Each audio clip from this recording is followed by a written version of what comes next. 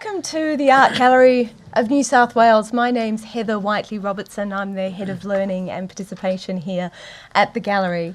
And to begin, I'd like to acknowledge the traditional owners of the land and waters we meet upon here today, the Gadigal people of the Eora Nation, and pay my respects to their elders past and present, and acknowledge that this site and this land continues a 60,000-year tradition of cultural exchange. We're really delighted to host the Biennale of Archive Stories events here at the Gallery, and tonight marks the 5th in the series. And Mami was telling me earlier that, in fact, it was to the day that the Biennale Archive Stories began 1 year ago. So can we believe it's been a year since that day? We approach the 21st Biennale. These discussions that we've been having have really helped us to reflect on the important history of the Biennale here at the Gallery, but also in Sydney. The Gallery has been a part of the Biennale story history since the beginning. Daniel Thomas, the Senior Curator of the Art Gallery of New South Wales, helped to make the selection of artworks for the inaugural 1973 Biennale presented at the Sydney Opera House. And since then, the Gallery's proudly hosted the Biennale in these premises for every edition since 1976, and we look forward to doing so in the future. It's my pleasure to welcome Mami Kataoka, the Artistic Director of the 21st Biennale of Sydney, and our panellists this evening, Judy Annear, Anthony Bond and Penelope Seidler, all of whom, of course, are very well known to you and to the Gallery. Mami will facilitate the discussion for the next hour or so, and then we're going to open up for questions. And you may have noticed there are a few cameras in the room. We are filming and documenting this evening's event. So sit back and relax and enjoy the discussion. Thank you. Thank you. Thank you very much for the introduction. And I'm very pleased and to say that this morning we successfully announced 69 artists to participate in coming Biennale of Sydney. And as it was mentioned, and Biennale Archive Stories started just 1 year ago, December 14th last year. And it had been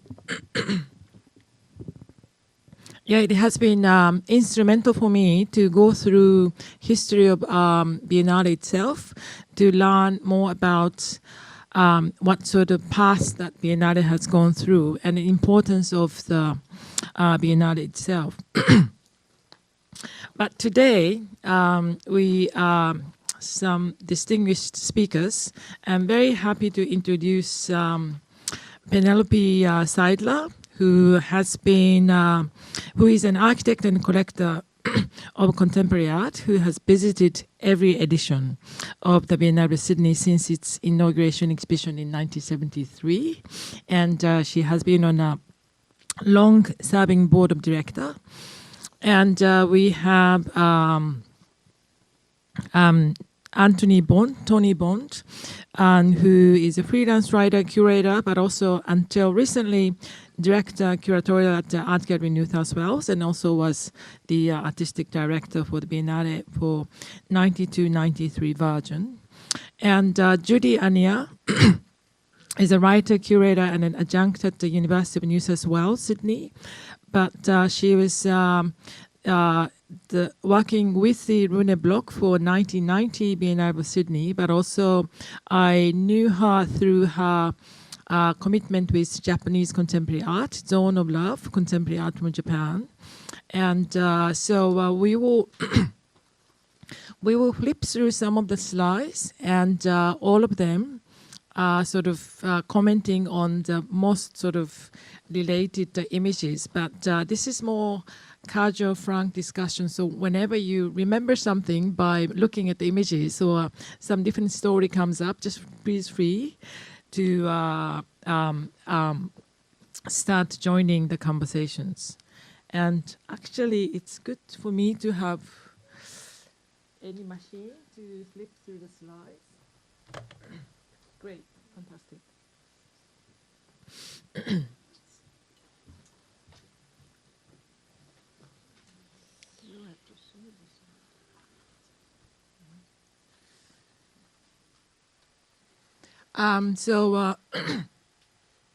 In coming Biennale of Sydney, we are going to have a quite extensive display of archive of Biennale of Sydney on lower level 2 as a part of the Biennale display at Art Gallery New South Wales.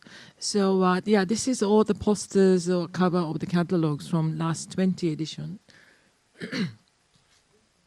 And as I mentioned, we just did the announcement of the coming list of artists for 21st edition, but the 1973 November 23rd, it did really started from Opera House as an inaugural event for the Opera House itself. And I thought maybe Penelope as... well, I was there. Yeah, who was there. And it was a most impressive event, black tie, with Gough Whitlam, who was our newly elected Prime Minister. So there was a great excitement. And Gough was a rather tall man, and Franco was not so tall. And a cast of luminaries, and people weren't really quite sure what a Biennale was then. I think most Australians hadn't been to the Biennale in Venice at that stage. I mean, it was well known in heavy art circles, but not so much to the wider public. And Franco and Amina were good friends of ours, and I can remember him saying, "Why don't we have a Biennale in Sydney? It's time for Australians to see other countries' art. It's all focused on Australian art here." And of course, in that regard, my husband Harry was completely with him. I mean, he had just put the Alexander Calder in 1967 at Australia Square and was criticised for not having Australian art. So he was on side about that. So we were all very friendly. And it was magnificent. It was 37 artists, all paintings. But what was interesting too was that half of it was Southeast Asian art. And I think Minami Tada was a sculptor. So yes, there was a sculptor. Yes. Kimono. But I was looking at this slide saying exhibition hall. So there was a different There was an space. exhibition hall. It's subsumed now downstairs. It's all been changed around a bit. Okay. Yeah. So there is no exhibition hall now. Not as such, no. Yeah, because I looked through the building. No, and where it was more or less where there's a Corbusier tapestry. It was more or less, but that's been reconfigured. I see. It's in that sort of area. Yeah, all these black tie, Yes. brilliant images.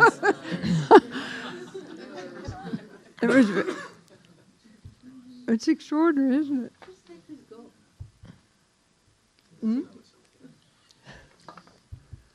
And before jumping to 86, which Penelope was also part of it, but maybe all of us could talk about something in between.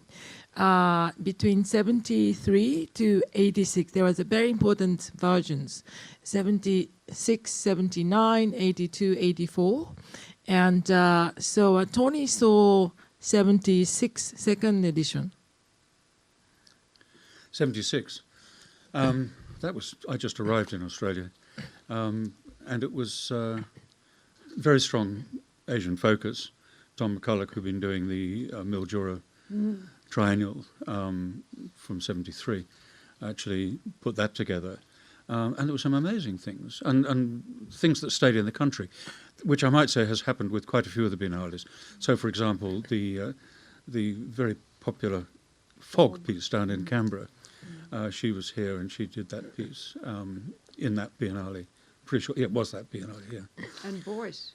First time the first time Boyce was shown, Boyce, yeah, Boyce showed 7 times, but already. And then in 79, with European Dialogue, Nick managed to get a big exhibition of drawings from Boyce out of IFA in where was IFA then? It wasn't in Stuttgart at that point. Anyway, but it got Bonn, probably. It was in Bonn. Yes, that'd be right. So, and for a lot of us, it was the first chance to see a large number of Boyce drawings, which made a big impression on me, I might say. And Stellark. And Stellark, and Daniel Sporry, and Dead Cows, and goodness what, you know. But it was, and I think Nick had known Ricky DeMarco quite well in Edinburgh, and Ricky had done a big show of Dusseldorf artists, which I saw in 1970 in Edinburgh, and that was, I didn't know artists came from Dusseldorf. I thought they all came from New York. So it was a big change for me, and then seeing it here, you know, was a confirmation. It was very nice. So that was a good, you know, good follow-on from '76, I think, because you go to Asia and then you come back to Europe and then you come back again. You know. Yes.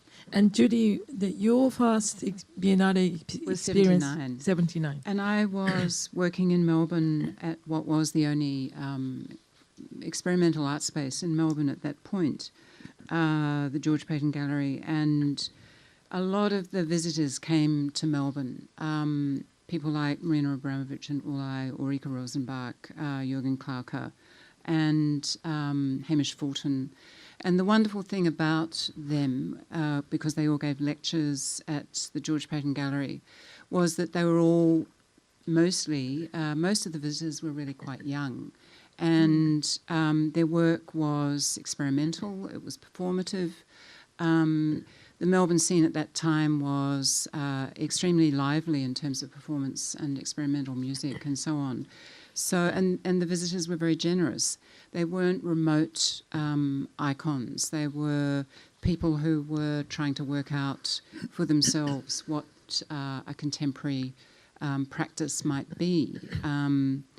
And so that was extremely important for younger Australian artists, and I think that played out in 1982 with Bill Wright's Biennale, where he included a lot of younger experimental Melbourne artists in his Biennale with sound work and performance and so on. And so that dialogue, that interaction between artists and curators was, I think, a very critical part of those early Biennales in Australia. Yeah, and I've got a note here that was the first time Indigenous art was the big sand painting, I think. And that it was very controversial because I looked up the press.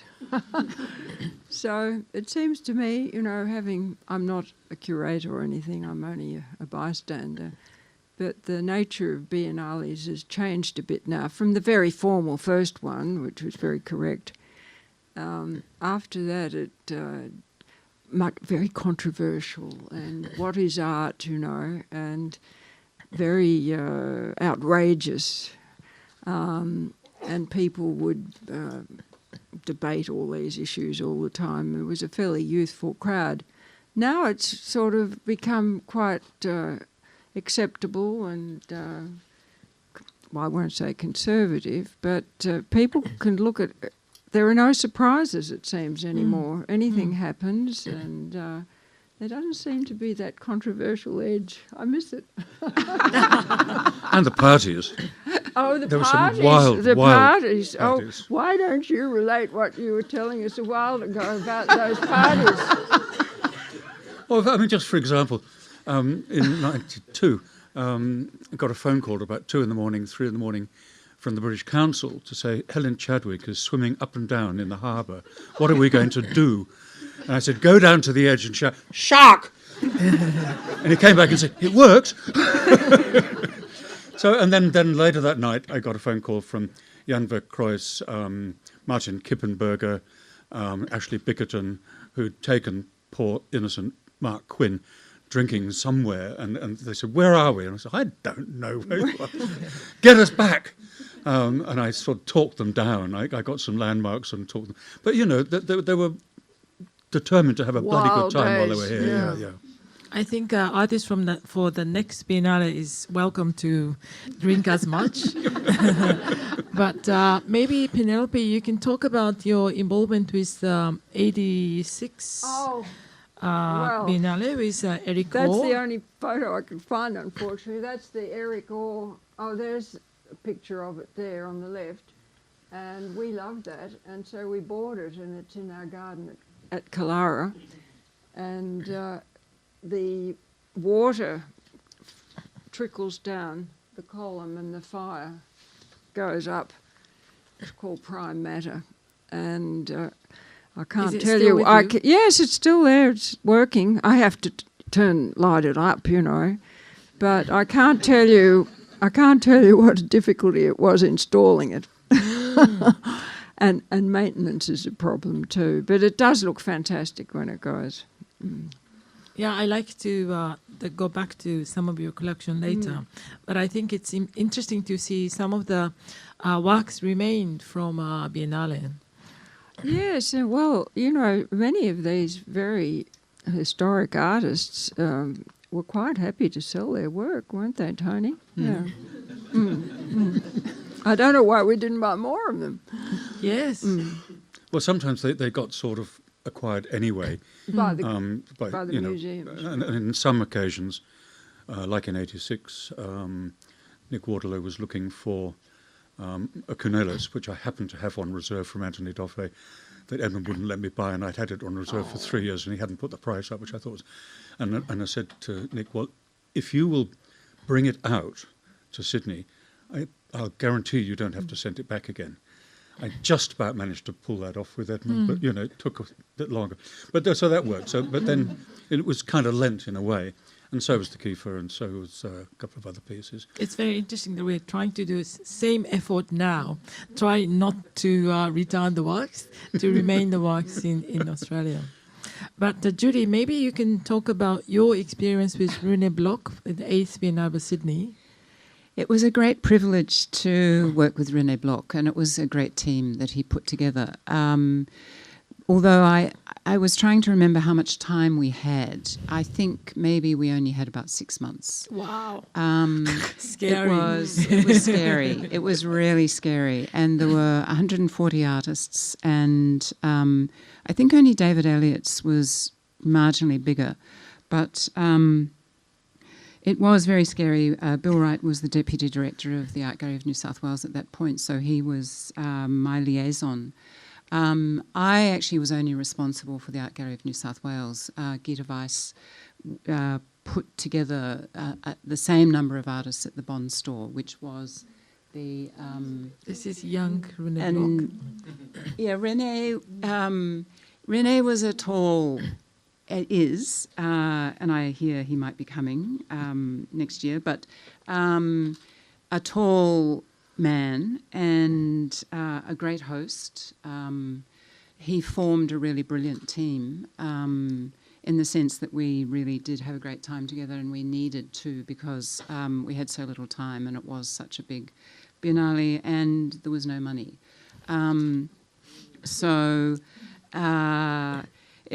One of the great things about the show was his idea, which was the evolution of the European avant-garde, with a great deal of work from Dada artists and Fluxus, which were areas that were of enormous interest to me then and now. And of course it dovetailed in very beautifully with Caroline's Biennale much more recently, which also dealt with revolutions. So I think somebody, I can't remember whether it was Charles or Terry, at the previous archive story talked about those Biennales as being transhistorical. And of course, because of the import of Dada and Fluxus, and Duchamp globally, there was interesting inclusions of artists from Asia, like Namjoon Paik, and there is that... I can show. This is a group of artists participated in 8th Biennale of Sydney. Yeah, but the photo was taken in Paris, so it included boys. Oh, yes. So, I mean, René was involved with the avant-garde... This is René Block. Art world from the time he was about 20 years old. There's photographs of him with Duchamp, and of course his association with Beuys was very close, as well. And just to indicate, you know, He was really a sort of great curator in terms of his. I mean, he still is. He always seems exactly the same, which is one of the interesting things. He's a bit bolder now. But actually, we are inviting him to come back. Oh, good. And to give a lecture. Wonderful. On the first weekend of the Biennale opening week. No, but I mean, actually, it was a really good timing because was it the next year that Venice Biennale was predicated around Duchamp and the Palazzo Grazi did the big Duchamp show. And so everyone was thinking, how do we understand the context of contemporary art and where it's coming from? And of course, it was coming from that history, and it was acknowledged here and in Venice, but I think here first, actually. And then also, Rune was part of the selection of the many other editions, including like 84 and some others as a West Germany commissioner. Yeah. So he knew how the Biennale had been structured and how things works. And also he contributed so much to introduce Australian artists to Europe. Yeah. Yeah, it was a very good relationship that was built up through the 80s. And fortunately, although this was at the Art Gallery, the Orange Lecture installation was not a work that I had to worry about too much. Louise Neary looked after Orange Lecture. I felt as though I was the dentist because the queue would start at 7 o'clock every morning during the installation period of artists who needed things. And so Alan Caprow actually wasn't here for the installation. We did it. There were an enormous number of volunteers. We didn't concern ourselves with OH&S in those days, and so there were there was no safety gear for all of the students who were spray painting the tyres and the walls, and equally in putting up the Tony Cragg, which was, I think, a 4.5 metre steel sculpture, which was 3 metres in diameter, which I seem to remember Edmund Capon, you, me, and a few other people were trying to install with pieces of string. I wish I had sued Julian Schnabel at the time because moving his paintings actually destroyed my back. But the more I think about it, the more interesting things become, the pleasures rather than the pain. Ingrid Mersinger was here. She became the director of the museums in Chemnitz, and Lynn Gumpert, who's been the long-term director of the Grey Art Gallery at NYU. So, those relationships with a curatorial or between artists is something that's extremely important. Tony was truly wonderful because he dealt with a very complex artist. I did. And it was a very pernickety installation, which in the end the artist was satisfied. So it was kind of miraculous. I'd forgotten that. I took her on entirely. Yes. And Judy, this is one of the work that remained from 1990. Yeah, it's a really beautiful piece. I don't know whether it's not that specific one, but it's related. It's a TV Buddha, which is John's collection. Yeah, is that yours? That one's not, but he's got one. I know. Okay, so maybe let's go to 92-93 edition, that 9th Biennale of Sydney that Tony did, and I would love to hear your context of why you came up to this theme. Okay, I just mentioned why we've got this image here. It caused a terrible fuss.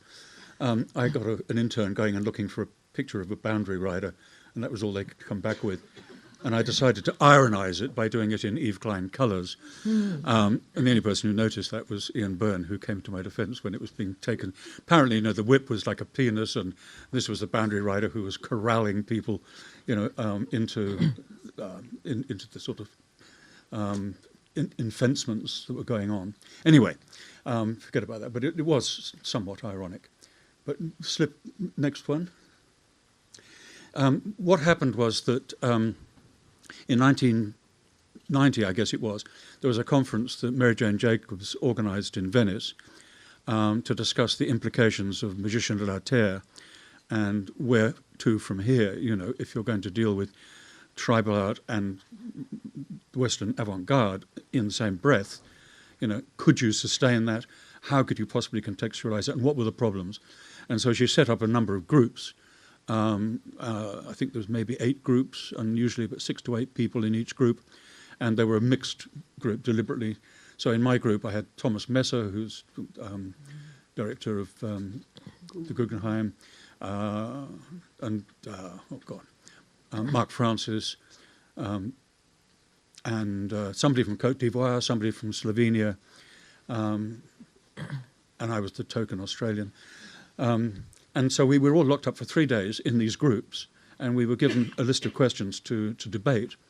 And the thing was to find out whether the people who came from Côte d'Ivoire or Slovenia or whatever actually wanted to be incorporated into the kind of mainstream of the avant-garde as represented traditionally in biennales and so on, or in fact whether they were more concerned about contextualization, because the problem with Magician de la Terre was that although the principle of having spirit of place seemed like quite a good idea at the time, I think, nonetheless, putting David Malangi sand painting on the floor and putting a Richard Long mud painting the same configuration behind it seems a bit formal, you know, a bit irrelevant. But nonetheless, I think it was a good attempt. But the question was, are you going to decontextualize these works from other places by putting them into this sort of biennale?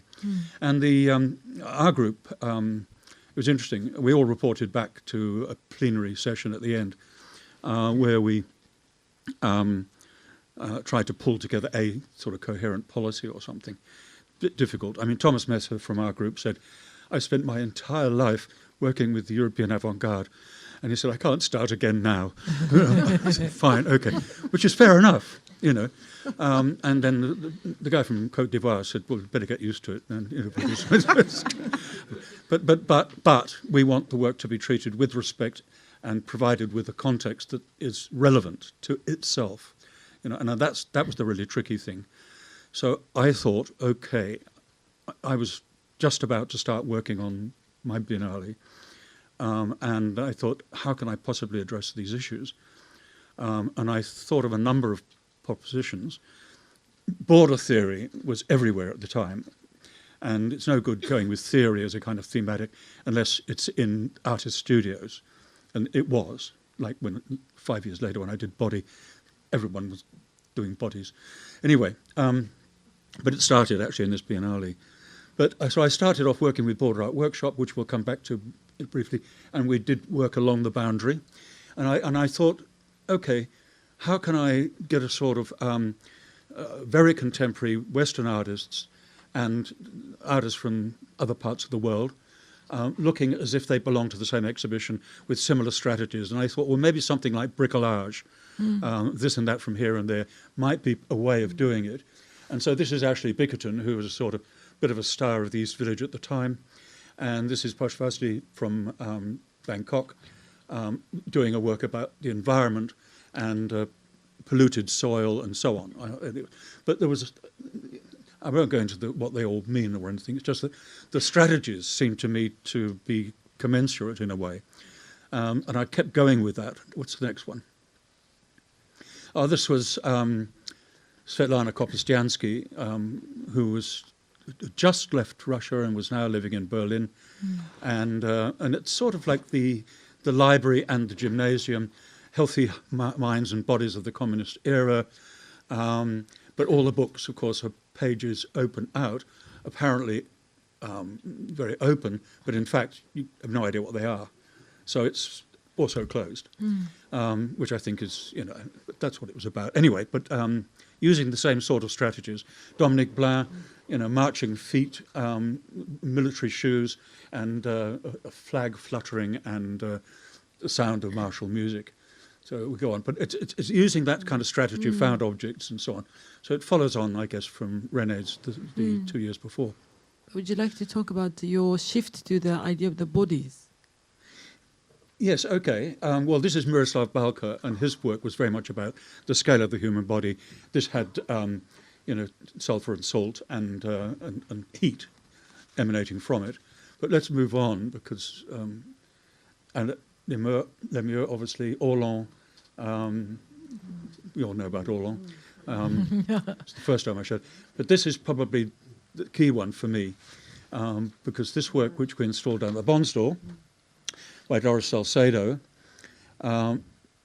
you probably all know it from the collection because it eventually became part of the collection. I think we've got another image, haven't we? Yes. Yeah, that detail. And basically she came with shoes of people who disappeared or been disappeared in the various conflicts in Colombia. And she came with cow bladders, which she soaked and were ready to be stitched over these niches we made.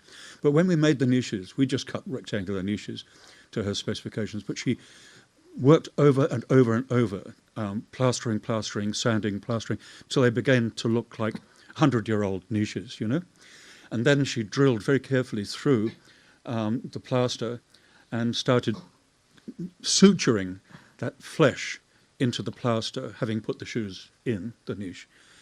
And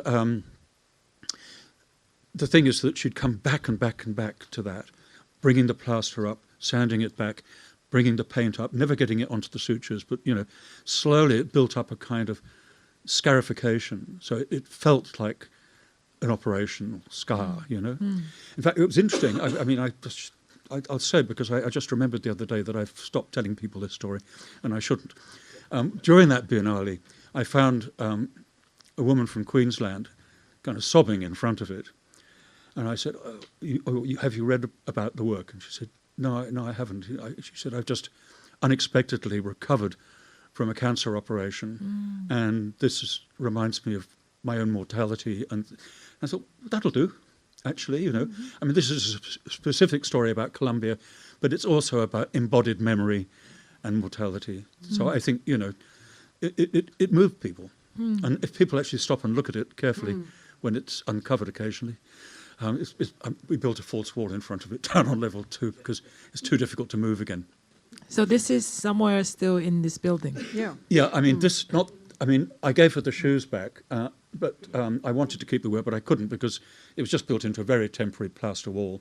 But in 1997, I asked her back to the exhibition body, and I said, Doris, do you mind if we actually do it again? But this time I want to build strong wooden frames that we can demount and reinstall and then maybe take into storage. But actually we decided not to put it into storage because it was easier to build a false wall in front of it. But like Richard Long that disappeared for a while there.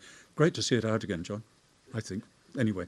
For me, this is a story, a real story about her friends and relations who were disappeared by various factions in Colombia, and she felt very strongly. You remember actually her running out of your party in tears, and I had to go into the bedroom and drag her off somewhere.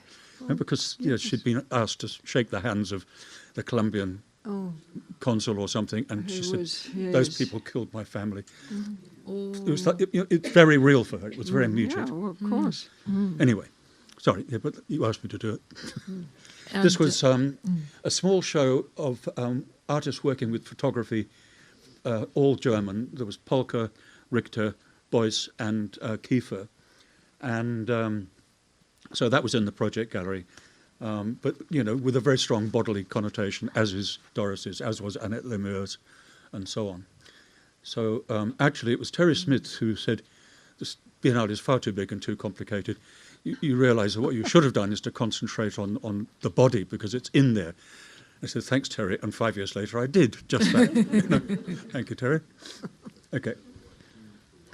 Oh, and this was dealing with the Indigenous thing. Initially, I got Campfire and Richard Bell specifically, which we've got an image of, I think, next. Yes, this one. That was interesting because I went to see Richard in particular, and he said, well, I think I'd like to do something about Captain Cook. And I said, oh, don't be so boring. I'm fed up with Captain Cook and that story. Supposing I tell you that I'm a white middle-aged curator who thinks you're an Aboriginal artist who's going to get drunk and let me down. And I said, that's what we'll do. And that's what we got. And I asked him afterwards, I said, do you mind me being confronting? And he said, it's your job, innit, mate? I said, yes, absolutely. Anyway, but go back one, can you? This was the other half of that equation, which is Dolly Nampa Jimpa Daniels from Alice Springs. And I said to her, you know, we're making a Biennale which has got a lot to do with people telling their stories through things in their life. I didn't talk about bricolage. He doesn't really speak English. Anne Mosey was translating for me. And I said, do you think you could actually tell us about your life by bringing something from your place? And she said, give me some time, I'll think about it. And then the phone call came from Anne, said, Dolly wants to bring her humpy from a gully outside Alice Springs and put it in the exhibition. And I said, OK, I'll send a truck. And she did that. And she lived in it for a while, playing cards and talking to people that came by. Well, not really talking to them. And it was actually Jean-Hubert Martin, of all people, who said, but Tony, is it art? I said, Jean-Hubert, I have no idea what art is. Do you? He said, well, no, fair enough. Anyway, but it was actually quite a compelling thing. And it actually travelled afterwards because she was very pleased with the way when, you know, it worked with the public. And, you know, what was that? Oh! What would you want me to do? Oh. Oh!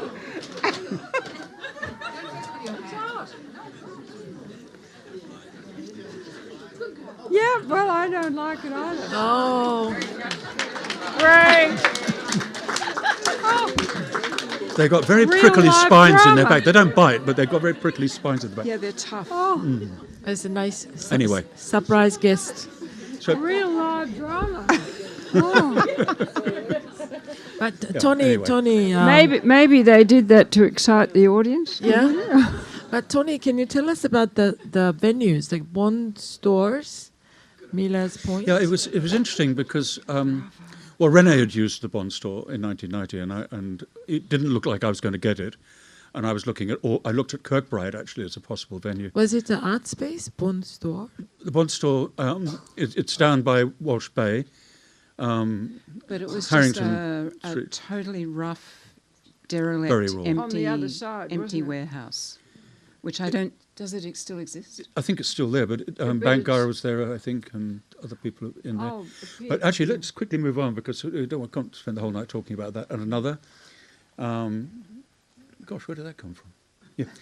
Anyway, this was a collaboration, but actually, it was Adrian Piper, the African-American artist, wanted to do a work including images and recorded texts of Aboriginal people. And I said, the only way we're going to do that is if we work with an Aboriginal artist. You can't just use those images. So I put her in touch with Brenda Croft, and there was this correspondence that went back and forth, which was really interesting. Brenda wrote to Adrian and said, you need to know I'm not terribly black. And Adrian said, that's what I've been making work about all my life, you know. But so they made this piece, which I won't talk about at length, but it was, there were a number of collaborations, you know, in the show. So another one. Gordon Bennett and Tim Johnson. You all know Tim Johnson, I guess, and Gordon Bennett for that matter. So keep going. Now this was one that, for me, sort of exemplified site specificity. Don Wolgers was doing some rather kind of quite cute installations with found objects in Sweden, and I said to him, look, I've got an idea. I'm thinking of giving you a really crappy space, you know. I mean, just a long wall full of windows. Would you be interested in trying to do something with that? And he said, I've done this a few times with artists in Biennale, you know, and often the response is, thank you very much. I'm fed up with being asked to do it again. Challenges is what we want as artists. So he thought about it for 3 days in the space, and then he came to me and said, Tony, I want to break 360 panes of glass all along that wall.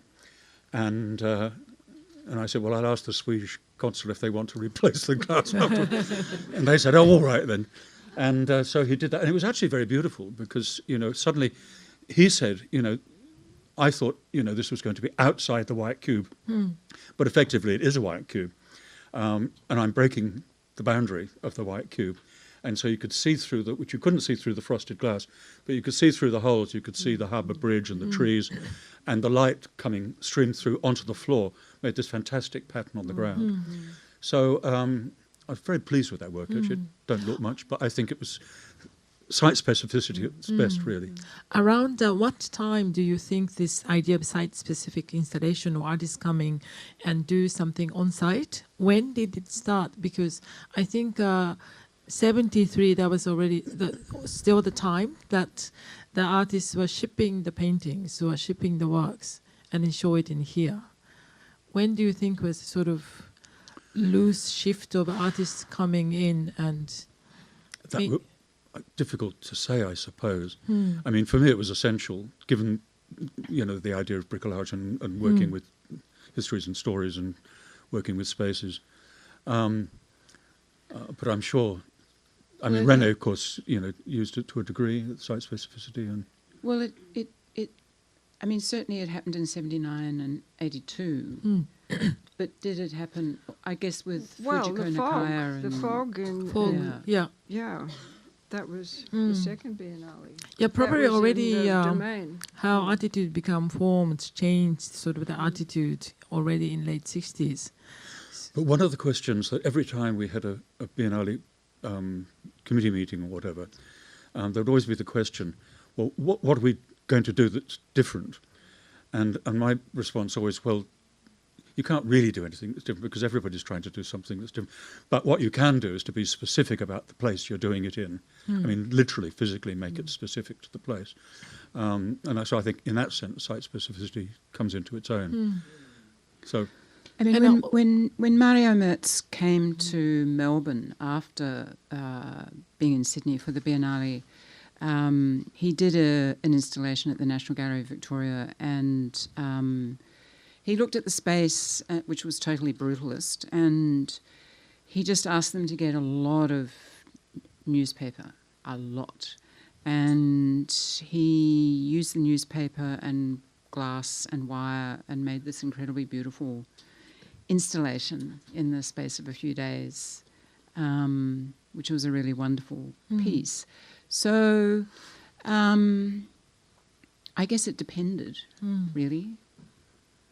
But also, was it also the part of the idea to bring only the artists but not shipping anything? Actually, there's one... Can I just go to... It'll be the last one I'll speak to. Okay. Last one. Well, no, on. Next. I'm not going to talk about Richard Wilson or Melanie Council, though I'd love to. This is... Sorry, Guillaume Bill. Guillaume Bill was making fake shops around the world, particularly in Amsterdam. He worked with Apple. And so you find a travel agent on the main street, and it would look exactly like a travel agent, and it would have everything you would expect to find in a travel agent, except you probably couldn't actually book a trip. And what he wanted to do at the Art Gallery of New South Wales was to actually build, because I was thinking, well, probably out, not in the museum, because it's too difficult to make a site-specific installation that is going to confuse anybody. He said, yes, you can, because what we'll do is we'll build a sponsor's lounge.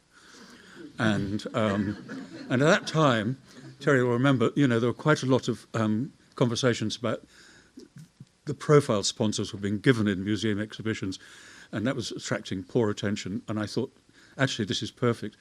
And he made a sponsor's lounge.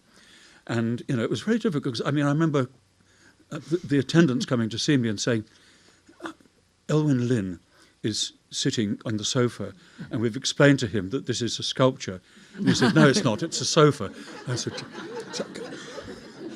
Jack, this is an installation, get out. But so it was possible, in fact, to have something in a white cube space in the museum that actually did take advantage of the specificity of the site and really confuse people, even Jacqueline. We should have known better. I think the idea of portability and being able to keep moving and keep responding to whatever the situation was that you found yourself in was pretty critical. after when attitudes become form and through the 70s. And Yeah. I mean, in terms of cost effectiveness, Yes.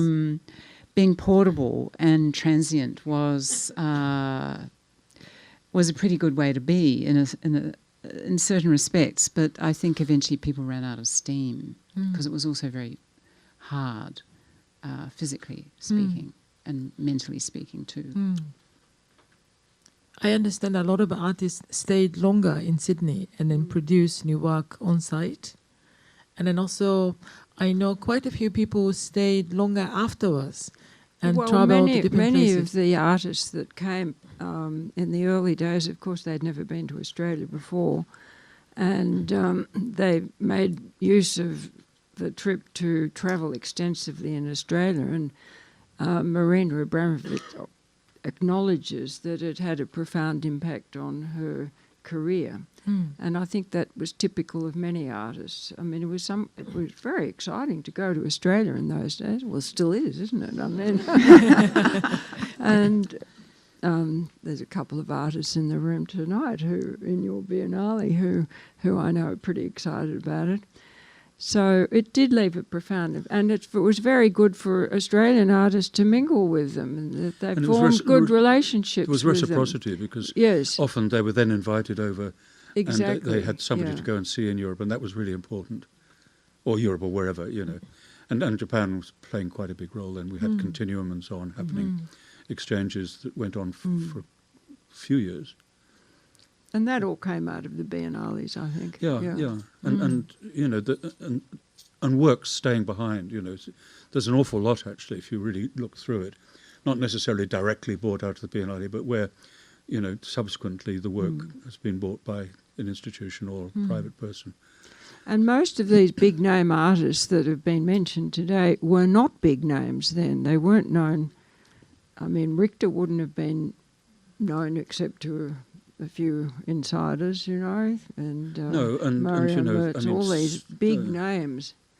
No, I know, and I mean, he was well enough known in Germany, but Polka and he were both quite recalcitrant sort of artists to work with. Most of the artists have always been really easygoing and keen. But I remember Polka was, I might have mentioned earlier to you, you know, that I couldn't get him to answer any of my correspondence, and I'd given up on him. The catalogue had sort of virtually gone to press. And then I got a phone call from Nice, from Lorcan O'Neill, who worked with Anthony Doffe, to say, Tony, there's a portfolio of photographs by Polka in my hotel lobby. Do you want me to bring them with me to Sydney? I said, you better be quick. I mean, you know, I can squeeze them into the catalogue in a funny page, you know, because I left a few blank pages and I just stuck it in. So it's not in sequence. But, you know, it was... And Richter, too, you know, he actually he sent a work that wasn't on the documentation because I'd sent him a lot of letters talking about photography in his work and how I thought that functioned in terms of the idea of focus and whatnot and movement. And he didn't answer. But then there was this painting that was uncrated, and it was actually a photograph of a painting of Emma descending the staircase. And Lorcan said, Richter says, this is his answer to your letters. I said, oh, thank you, okay. You know, so I bought it. Wow. Very good. And it was very cheap. Maybe, Judy, before jumping to 2012, Judy, you mentioned that 96 by Lynn Cook you admired quite much. Well, for a number of reasons, her Biennale was quite small. But what she did in the double height space of the Art Gallery of New South Wales was really wonderful. It's a space that most curators find very difficult to deal with. And because it's very tall, it's easy to think you have to fill it up. But what she did was she put everything that was in there, as far as I recall, was very close to the floor. And this was a very beautiful device because when you walked in, instead of your eyes just going all over the place, you became part of what was going on the floor. And to me, every Biennale, I'm always very interested in how the curators use space. I mean, I am in general too, but I think the problems with a big exhibition are, of course, much more complex because you have to lead people through a number of different kinds of spaces and try to keep their attention, as well as make the artworks work with each other. And so, Rene Block did that, Caroline Christoph-Bagiev did that, and Lynn Cook, within the kind of restraints that she had, also did that in a very interesting fashion. I remember that Biennale particularly because it was, to me, one of the most beautiful aesthetic Biennales, and as you said, it wasn't very big, but at the time it didn't get very good press, I remember.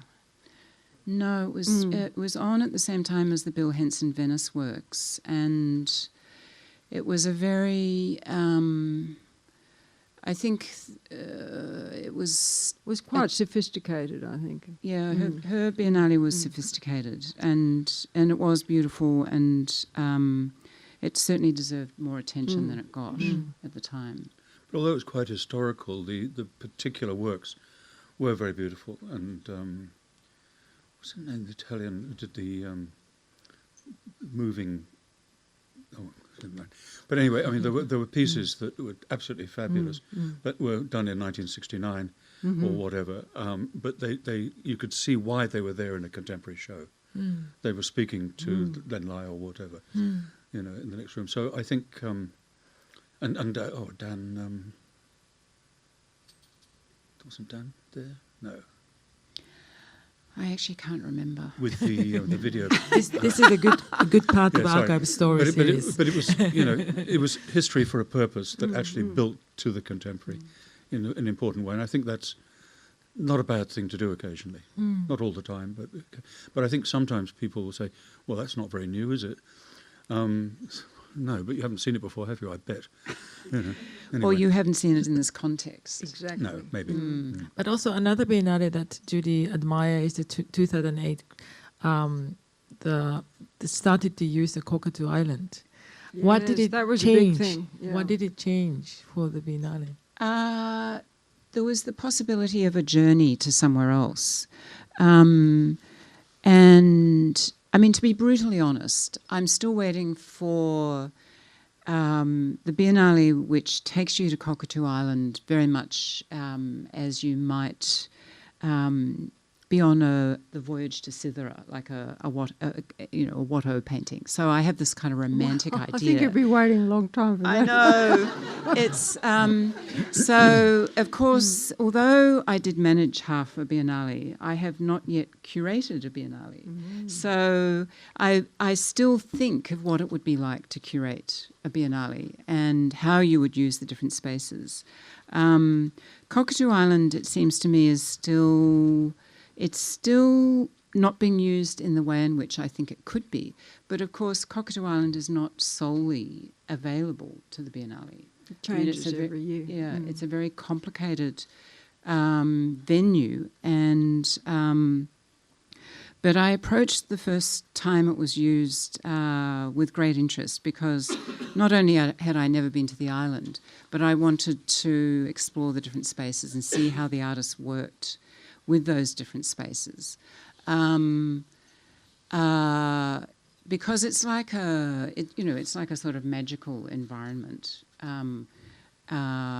Because is for all of its difficulties, you can find all sorts of interesting things in unexpected places over there. And I think the Sugimoto installation, but also the Suzunori installation in the old powerhouse there, they were both very interesting uses of that environment. Kentridge was pretty and good. Kentridge, and then very subtle interventions like Michaela Dwyer, you know, which probably a lot of people missed because it didn't shout. So, but you know, you get on the ferry and you go there, and then it's the Venice experience in Yes, Sydney. exactly. That's what I tell. That's what I tell my international friends. I said, "Come to Sydney, and you think you're in Venice." People think that they've got to actually take the Turbine Hall and do something grand in there. But my favourite piece in the Turbine Hall was actually Susan Phillips, the Internationale. Yeah. The sound of the Internationale being sung, That echoing was down. fabulous. Yeah, Because it immediately took you, you know, Yeah. to Odessa. You know, I mean, it was an imaginative journey, and I thought that was wonderful. But before they went to Cockatoo Island, there was a year at Goat Island, where the Martin Jonathan Creed. Watkins, I Yes, think, yeah. Jonathan the Martin, Watkins, maybe 98. Yeah. that was With terrifying. Martin Creed's Yes, the balloon. Yes. Well, that was exciting. The balloons. Yeah, What? but he also gave. He performed with his band, not on Goat Island, but elsewhere at Rosenroxy Gallery, Oh, which I don't was think I a saw it. truly magical. That was a magical performance. But certainly the Balloon House was incredible, but it was terrifying. But also there used to be Pier 23. I remember David Elliott used Yes. both Cockatoo Island and Pier 23. And Pier 23, David's use of Pier 23 I thought was really effective because it was just 3 works. And instead of the Mike Kelly boat, instead of facing out into the harbour, was facing inwards. And Newell Harry was there, and an artist. Was Anthony Gormley upstairs? Was it that Anthony time? Gormley, Asian yes. Fields. Yeah. So there were 4 artists, sorry. That was in Charles Merriweather's. Oh, yeah. I'm mixing up. The I Charles organised that Merriweather. for him. Yeah. He wasn't that keen because he thought he might take over the whole Biennale. He sort of did in a way, for a lot of people's memories of it. But it was interesting with David Elliott's Biennale because that was a very big one and kind of chaotic in a way, and yet the pier was totally understated and very powerful in its understatement. I think it's a shame that Pier 23 is being reconfigured so that they won't be able to have use that exhibition as such again. And it was the last one in Sydney. Yeah. Very sad. Yeah, Penelope, I want to go through some of the images that you supported personally. Tsui. Yes, well, I first saw his work in Venice. When was it, 2000 or before? I can't remember. And it attracted amazing attention. And then it was hanging outside the Fortuny Palace coming over the entrance. So when was it here? 2010. So I was very happy to sponsor that one. And, Yeah, you know, this we is some tried to detail. get it. We tried to get Ellen at Tsui to do a wall in Grosvenor Place on the other side to where the Stellas are. And I had quite lengthy correspondence with him. And I could have got the 3 walls for $150,000. And the clients didn't think it was suitable. And, you know, I think it's a tragedy. And what about this one from 2014? That's the Douglas Gordon. Yeah, the piano. That Fabulous was pretty piece, good. yeah. Yeah, it was that fabulous. wonderful. Well, he gave the lecture. I think it was a bit of I think he'd had a few drinks before. So the Biennale spirit does live on. And also even the last one, Oh, yes, Sheila Hicks. Well, I thought that was very effective, and she had a very effective piece in the last Biennale in Venice, right at the end of the Arsenal. Yeah. Yeah. and then A also lovely Lee lady. Wei. Oh, Lee Wei. Well, the Guernica, and then the sweeping it up afterwards. Yeah. Yeah, He this was is- here recently. We're hoping he might be involved in Sydney Modern. So yes, I was very happy to be involved with all of those, and I'm involved with a couple more. But after seeing 20 Biennales, you mentioned that artists became not naughty enough. But what sort of other changes, or maybe something? The well-known artists now, and even quite the younger ones, they're very professional. Of course, their prices have escalated, and they're very aware of conservation and copyright and how to manage things. They run a business. And I don't remember that so much in the early days. That was much more relaxed, and it's become, I won't say commercialised, but it is big business. Art is big business now. Yeah, it's a big industry. And there's a wide audience, a much wider general audience, which I suppose is a good thing. A lot of the most established and senior artists whose work probably does sell for enormous amounts of money can be unbelievably generous. If they want to do it, they'll do it, and they'll pay for it, which is terrible, but they do. I mean, if they want to participate, they will. Yeah. No, that happens, and if they want a museum to acquire one of their pieces, they'll do a deal. And if you've been working with them on and off for a long time, since they were sort of straight out of college, they tend to, respond better. So there's that ongoing relationship, Well, if you found them originally, yeah. But I think things are becoming more difficult because Sydney has MCA and also Art Gallery, of course, and you founded Art Space, and has been continuous invitation for the international artists to do an international the proliferation of biennales, and I mean, it's extraordinary. It makes, Sydney was up there early after Venice and I think Sao Paulo. Yeah. And it was quite a big thing. But now they're everywhere. Does that, I don't know, what do you think, Mami, about that? Yeah, I think it's becoming extremely difficult to be something distinguished. But also, on the other hand, from the very beginning, when Franco wanted to have this Biennale, because thinking about this distance between Australia and the rest of the world, and he really wanted to connect Australia through art and bringing people in, and then have juxtaposition of Australian artists and international artists, and trying to find their positions. And I think that's still necessary practice.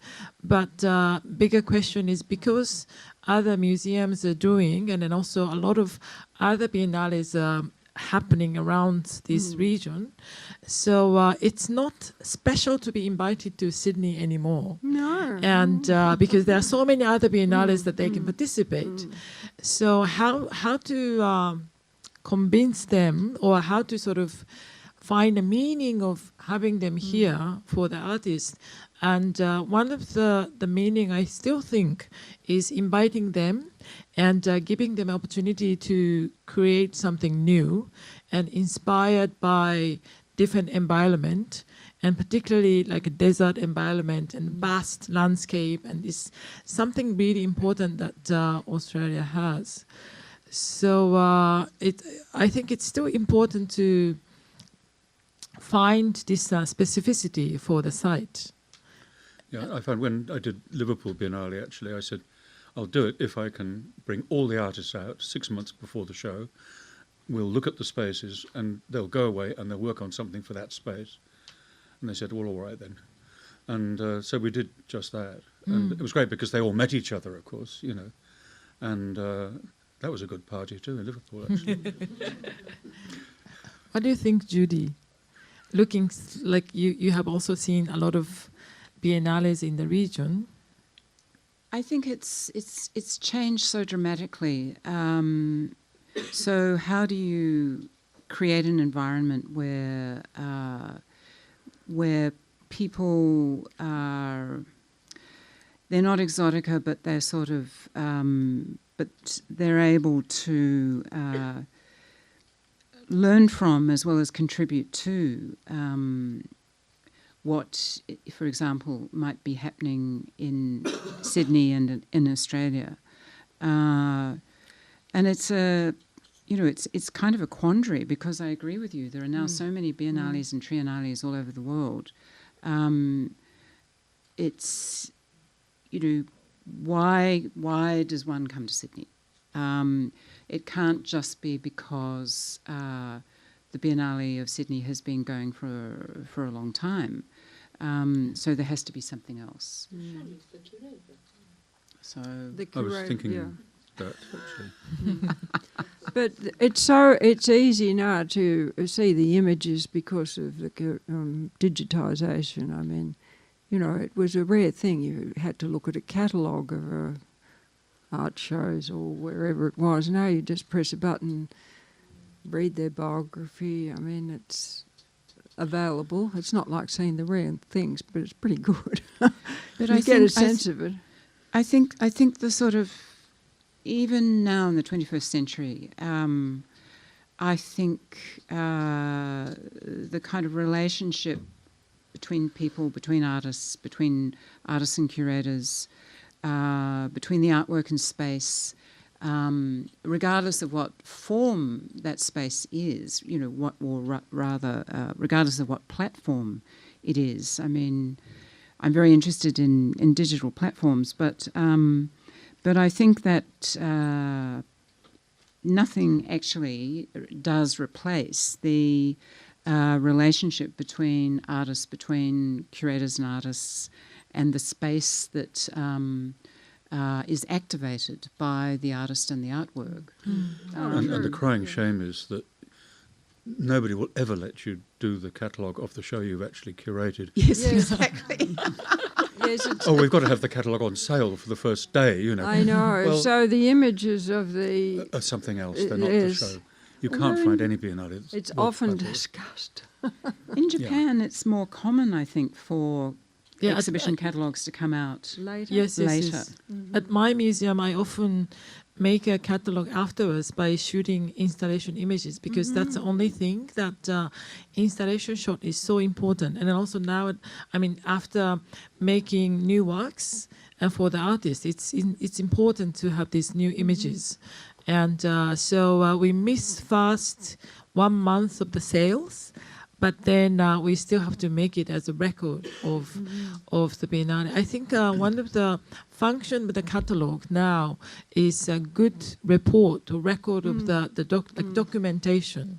So we're still discussing how to do this 21st edition, but I think it's more and more important to keep archiving what we did. And some of the reader or documentation from 79, or some of the report version, besides the catalogue, is still remaining. It's far more interesting than actual catalogue sometimes. So it could be another way of going, and also how to use this digital platform as a documentation site. You can do it so fast now. I mean, Ant had a show at Bathurst, and it was only a thin catalogue, but they waited until the work was installed. They photographed everything, dropped it into a format that they'd already prepared, and the catalogue was ready within a week. So for the opening of the show... I thought you were going to say that night. No, but it didn't look like a week's work, but it was. And I think if we can... Nowadays, with the technology, we should be able to do that. I mean, Liverpool promised me that there would be a coffee table book of the actual installations, as well as the catalogue, because they never did it. The photographers got rotten shots, mainly. But another question I wanted to ask is, there aren't many Biennale continued this long. I mean, there had been a lot of Biennale came up and then stopped. But why do you think the Biennale of Sydney continued for 45 years or this long? We all love it. Because I don't believe that there was ever enough money to do, and then it's always like hard. Well, there's never journey. Enough money. I mean, that's the nature of these projects. There's always a panic, Always a panic. I think the fact that Belgiorno Netta's family began it and stayed with it for such a long time is continuity. kind of critical. And then there were also, every now and then there was somebody, whether it was Paula Ledosvalia or later Mara Bray, who was in charge of... Nursed it. Yeah. Yes, nursed it. Nursed the curators. Sorry, Paula. It was sort of like...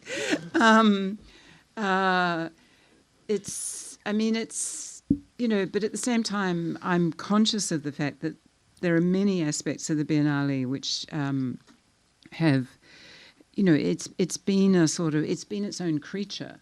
I mean, I can remember going to visit Nick Waterlow in 1978 and asking him for a job.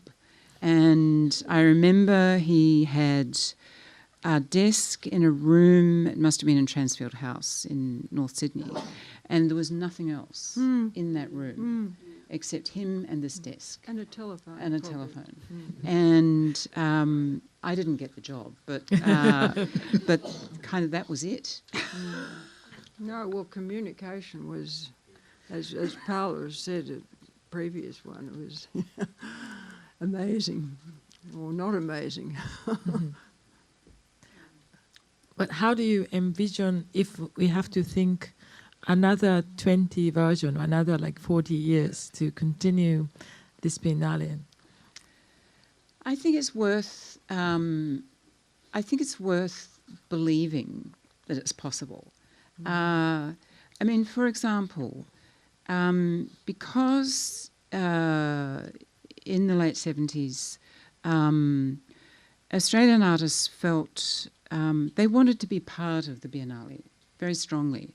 And that emerged in all sorts of different ways, in different forms of protest and complaint and dialogue and, positives and negatives. And Bernice Murphy, who was curator of contemporary art here at the Art Gallery of New South Wales, and Edmund Capon began something called Perspecta. So the Biennale was one year and Perspecta was the other year. And the Perspecta was the same size as the Biennale. And it served a very important function because it showcased Australian artists to the world in the same way that the Whitney Biennial does. And I worked on the first one that you did. And then I did one myself in 95. But then it sort of petered out because for a number of reasons, and these things are always kind of complex, I suppose, but now the gallery has begun something called the National, and of course the MCA has Primavera, and... well, they're all in the National. Yeah, but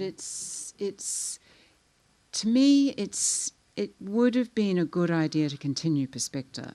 I mean, Perspecta always drew the anxiety of the Australian art world. So even though it had an important function, everybody loved to hate it. So it sort of got to a point of, well, do we really need to keep doing it? Well, my view is just because everybody loves to hate it means that everybody's talking about it.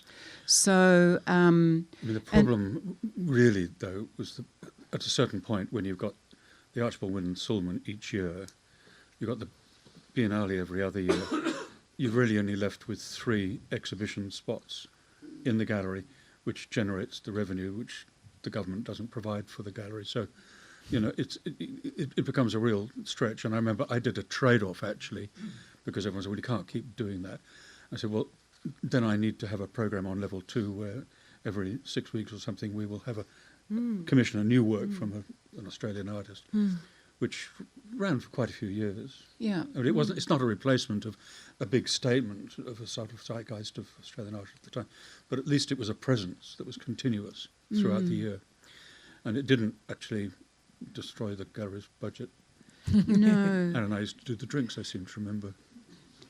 I mean, there's, it's complex, but I think questioning what the relevance is of the Sydney Biennale is important, but I think it should be, and there's no point continuing to do something just for the sake of it. I mean, there has to be a really good reason to do it. but I think good reasons can be found. So then it's a question of having confidence in what that project actually is, and making it possible for it to happen. Well, we're all very confident that Mami's going to pull off the best. But I would like to hear some of the other opinions, or what do you envision for the future of the Biennale, or some of the questions to these speakers. I can tell you why the Sydney Biennale succeeds is because, I can tell you why it succeeds because you're honest about your visitorship, whereas lots of the other Biennales, Singapore and Guangzhou, are dishonest about them. So dishonest about their visitorship. Visitorship, number of visitors. Right. So you're very carefully honest about how your exhibition has been visited, who visited it, how long they were there, and so on and so forth. Whereas, for example, the Singapore Biennale, the first one, they put a camera outside Orchard Road, next to a work by Kusama Yayoi, and they counted the number of people that walked past the camera. That's how they got the visitor figure of 750,000. And that was much trumpeted by the Minister of Culture. So, I mean, you know, as long as the Biennale remains honest about its visitors, who comes, when they come, where they come to, that will make a clear difference from the other one. But I want to ask you a more serious question, which is, you've all been very nice about curators, and so, all three and Professor Penelope Seidler was the honorary curator, which is to say for this.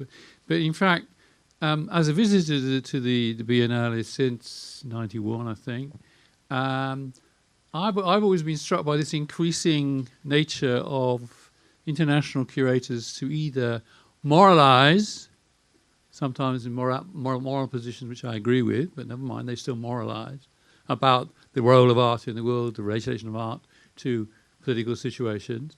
And the other thing that they do is they become didactic. Well, I've seen at least 3 Biennales in Sydney which have been very didactic to an audience of people who are very sophisticated about contemporary art. Why should they go to Contemporary Art 101?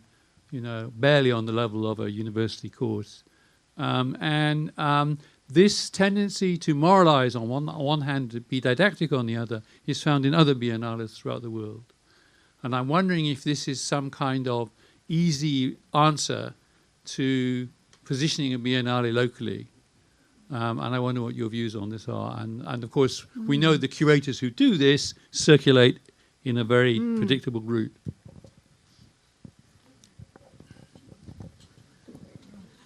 I'm looking at you, Tony. No, I mean,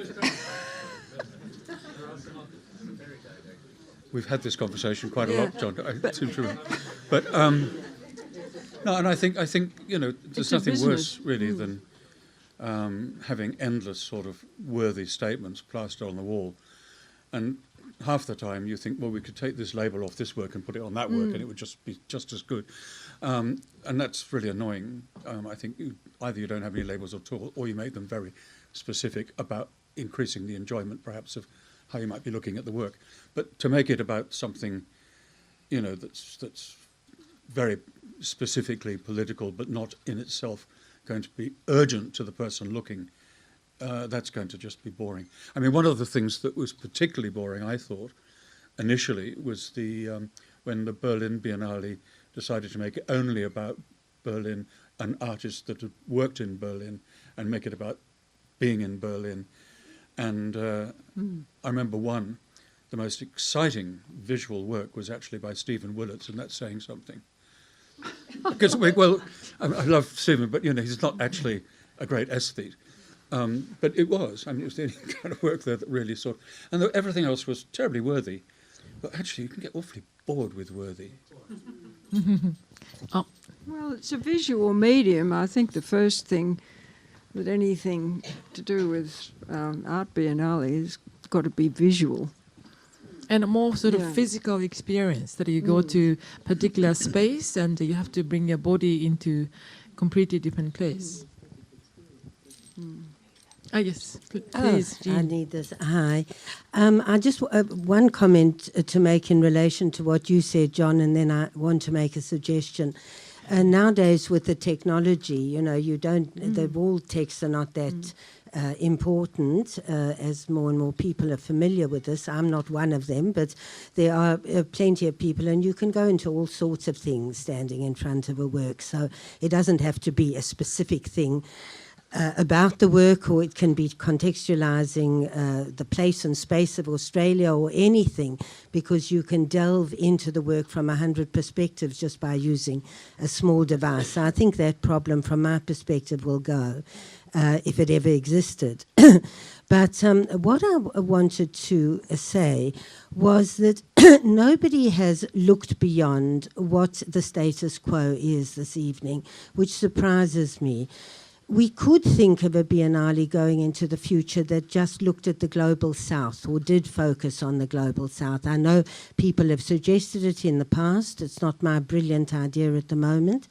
But, you know, by taking this place and space, the vast country that we live in, and expect people to come, it's a distance. If we don't care about the numbers, then it doesn't matter. But if we are thinking of the numbers as being important, and we are being honest about them, which I think was a very important comment, I think they'll dwindle. And they'll dwindle only because there are just so many, and people have only got 24 hours in the day, and they can only get to so many places. So I would like to hear and have a conversation about looking at the Sydney Biennale from a completely different perspective, either merging it with the Asia-Pacific Triennale, I know this is probably heresy for everyone in this room, or looking at it as a global south thing, which hasn't been done before. In other words, what Mami said earlier, think about a point of difference that is really different. So that's just a comment I wanted to make. Thanks. Yeah, I wanted to comment on this Jogja Biennale. It's a small Biennale, but they had been particular about where they are. So they had been collaborating with Indonesia and India, or Indonesia and Brazil. So they always choose specific country or specific city to work with. So they have more focus instead of making it simply international Biennale. So often relating to the equator. Yes, equators, yeah. So that's one way of focusing and pointing where they are in relationship with other parts of the world. I mean, the Asia-Pacific was really successful doing what it did, but I think the cosmopolitan nature of the Sydney environment and the history of the show is also very, very crucial. Well, it offers a lot of flexibility depending on the curator that can mould it in any direction. So I guess it's up to the curatorial input. But board select the curators, so yeah, I think it's reflected. Yeah, for the selection of the artistic directors, I think there has to be a discussion. Where do you really want to go? And yeah, I think it was interesting for me and also important to be first Asian artistic directors. That I thought was one of the major shift or change for the history of the Biennale. But I mean, if you look back to the early Biennales, there was Rene Block, etc. There were a limited number of people that maybe one would approach, but now there's a proliferation of curators. Obviously, that's a huge market, but it does tend to be the same names that crop up all the time, moving around. It's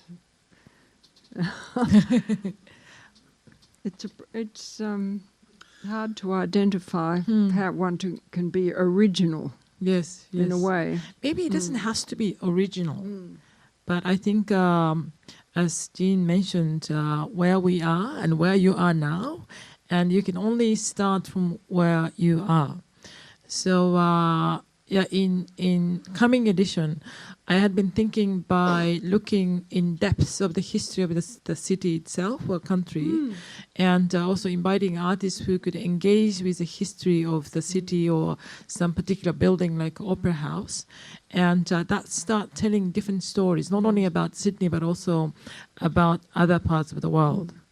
So there's the different way of bringing international perspectives by digging the hole in depth instead of trying to always go out. Well, to my knowledge, you're the first curator that focused intensely on the archive, and of course it wasn't really available before, but it's being No, I think it's really now. about the time of Biennale, which had been sort of passing by events in comparison with the museum practices. But a lot of Biennales or even documenta, they are now focusing on archives. And it's not only about the Biennale of Sydney, but I know that Taipei Biennial also showed the whole display of the Biennale history from 98. And I think it's a really important moment for all the Biennales to really pause and think. And what is the mission? What is the purpose of doing? Because of the increasing number of the Biennale itself. And but you have amazing resources in the archive, and I'm so happy to be able to share some of the archives with you in a coming edition. It is so many interesting stories. I don't know if I could announce now, but Rene Block is coming, and Lynn Cook, Jonathan Watkins, and Caroline, and David Elliott. All of them are coming. Wonderful. And to talk about their experience. And as sort of a finissage of this archive story series. And then also we are trying to get the Joseph Beuys stone. Back from Oslo. Yeah. Or could be from a foundation of 7,000 oak tree. So we're still working on it. But I think by going back to the archive, the amazing stories around the Biennale. And we're going to put all the names of the artists, which is over, I think, 1,800 artists who participated. And it's amazing list of artists who are part of the Biennale. So I think you should be really proud of it. And then also from that experience, I think it helps all of the Sydney siders or all of you to envision another 20 times. I think it's a good moment to finish. Thank you very much. Thank you very much for the speakers.